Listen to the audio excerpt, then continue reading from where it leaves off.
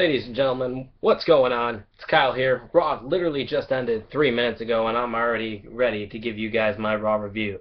So to kick off Raw, we would see the Tag Team Champions, Team Hell No, take on the Primetime Players with a new theme, might I add. I didn't really get to hear it that well, so I don't know how cool it was. I like the old theme, but we'll see how this one catches on to me.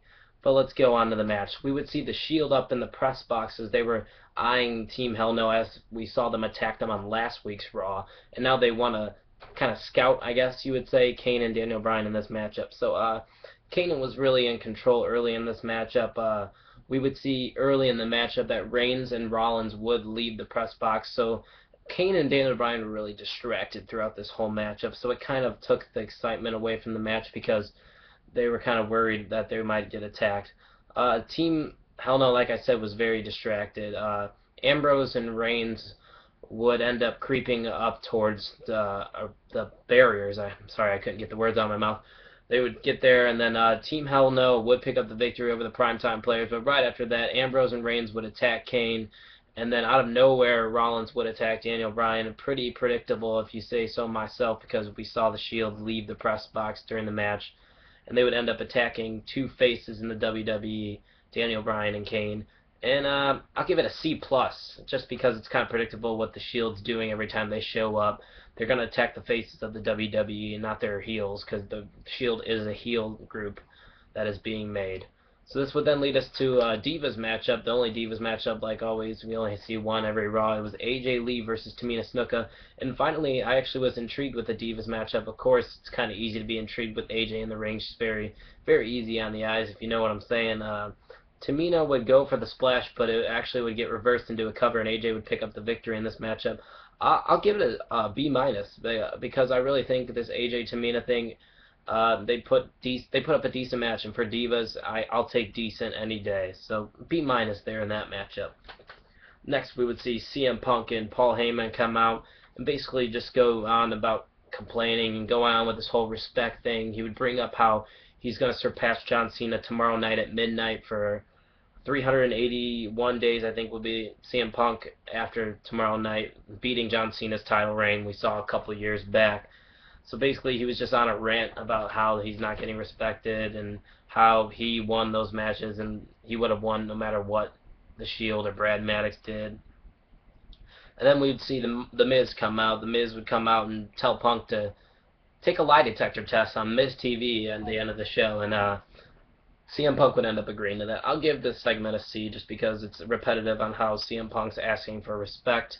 We get it, CM Punk, you want respect, and obviously you're going to get some respect for holding the title for 380 days, so just stop your bitching. We get it. This would then lead us to a tag team match. John Cena and Sheamus would team up to take on The Big Show and Ziggler. Now, before going into this matchup, I was really kind of curious to see if Ziggler might hint to cash in. I figured he wouldn't actually cash it in, but we might see a little hint, maybe betray the Big Show. I think that's what they should have done here, but they didn't. Cena was in control of Ziggler early. Show would end up getting tagged in as Ziggler would tag him in, and of course he would start beating up on John Cena. John Cena looked to be out of it, but then we would see John Cena finally reach to Sheamus, and Sheamus would get in this. And now Sheamus and Big Show would be going at it in the ring. Now, I love what these two have been producing in the past two pay-per-views. It's been pretty solid matches. So seeing Sheamus and Show in the ring at the same time, I actually will like it every time. The match would end up with John Cena AAing Ziggler. At the same time, Sheamus would white noise the Big Show. Very explosive matchup. A very cool way to end this matchup. I'll give it an A minus. It was very cool to watch. And John Cena and Sheamus are very destructive when they are teamed up. This would then lead us to a Damien Sandow promo that, I don't know if you guys watch SmackDown, but he did the same thing on SmackDown, but I love this promo. I love Damien Sandow's gimmick.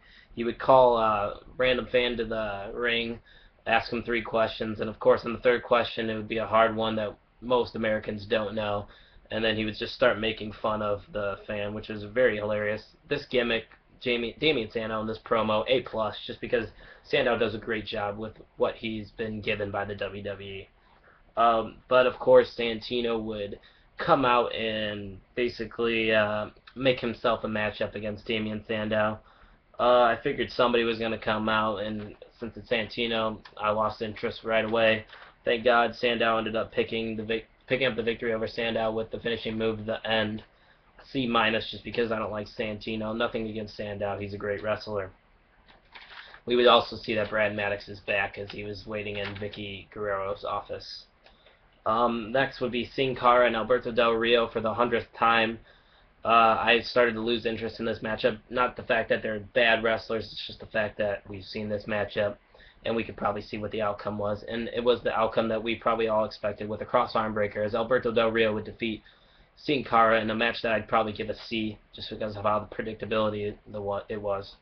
Then we would see Mr. McMahon at Raw tonight, and he would have a chat with Vicky in the ring. This chat was basically trying to push Vicky into some matches once again, and McMahon seems as of lately to be giving Cena some benefits on these matches, as he gave him a triple threat match at Survivor Series, and now at TLC it has been finalized that Dolph Ziggler will face John Cena with the Money in the Bank contract on the line in a ladder match. Now, I'm a John Cena fan, obviously, and I'm a Dolph Ziggler fan. I don't like how this match is being made, because Dolph Ziggler is an up-and-coming superstar in this business, and he should be being pushed. And if John Cena wins this matchup, I think it'll be very depressing for the WWE, because you're stopping the momentum of a future stud. Now, of course, I like John Cena more, but this doesn't make sense to me. John Cena doesn't need this Money in the Bank contract. We probably will expect John Cena to be in the WWE title picture throughout Road to WrestleMania with The Rock and CM Punk, so why would he need to win this? So hopefully Ziggler does win that matchup at TLC. I will be rooting for Ziggler there, and it should be a decent matchup, hopefully. Then, if Punk was lying, Vicky Guerrero said that Heyman would face Ryback next week on Raw, so we'll see if Punk ends up lying about that whole situation. I'll give that match made an F just because it doesn't make sense to me. Then we would see Brad Maddox get a second chance at possibly becoming a WWE superstar, and it was against the Viper Randy Orton in a match that lasted a minute and ended with an RKO. But of course, we would see the Shield attack once again, which kind of makes me want to believe that Maddox is the leader of the Shield. Of course, the Shield ended up getting the better of Randy Orton, but who knows what Maddox will be able to do, since he didn't earn his right to become a WWE superstar. Maybe he'll just become a manager of the Shield. Who knows? With that match, I give it a C+, because, I don't know, just because. Then we would see Kofi Kingston and R-Truth team up against Cesaro, the United States Champion, and Wade Barrett. No, we wouldn't, actually. Teddy Long would come out, and usually Teddy Long is all about tag team matches, but he said, no, we will have a fatal four-way for one of the titles, and he would give it a Raw active voting opportunity for the WWE fans, and a unanimous decision was made that the United States Championship would be on the line here. Very high-paced matchup. As fatal four-ways, you always see some very cool moves going on, quick covers, save covers. It was very entertaining to watch. A neutralizer to Kofi Kingston would help Cesaro retain, though. In a match, I would give it A, just because, like I said, high-paced, a lot of finishers, a lot of action was going on, and it was a pretty cool match that Teddy Long made on Monday Night Raw. So then this would finally lead us to our final segment on Miz TV. CM Punk would finally take a lie detector test. The Miz would start asking some pointless questions at the beginning just to kind of warm it up for the big question. The big question was, finally, the Miz wanted to know, were you working with Brad Maddox and were you working with the Shield? And pretty predictable, we see the Shield come out and start attacking the Miz. And so CM Punk wasn't able to answer that question, so we really don't know if CM Punk's working with the Shield or vice versa. Obviously, it kind of looks like the Shield's working with CM Punk, and maybe both with Brad Maddox. But like I said, the Shield would save Punk from this lie detector, start attacking the Miz. We'd see Daniel Bryan and Kane come out to try to save the Miz here, and then Ryback would come out as well, and this would start to make it a pretty even matchup, as we'd see 3-on-3. Ryback would start taking Ambrose out of the ring. Ryback would lead Ambrose out into the crowd and into out into the crowd, and Daniel Bryan would take on Rollins, and Kane was getting the better of Roman Reigns, and it was pretty cool to see the faces of the WWE trying to finally make a comeback on the Shield after the destruction that they've given to all those men. We would see the Miz get shoved out of the ring by CM Punk, because CM Punk was just chilling watching all this go down. But then out of nowhere, we'd see Ryback come and shell shock CM Punk. Then he would start bringing out tables, ladders, and chairs, leading up and totally showing the hinting of how this matchup's going to be, as he would finish Punk through a table at the end of Raw. So in that segment I'll give it an A, just because I like how the WWE faces finally got back at the Shield.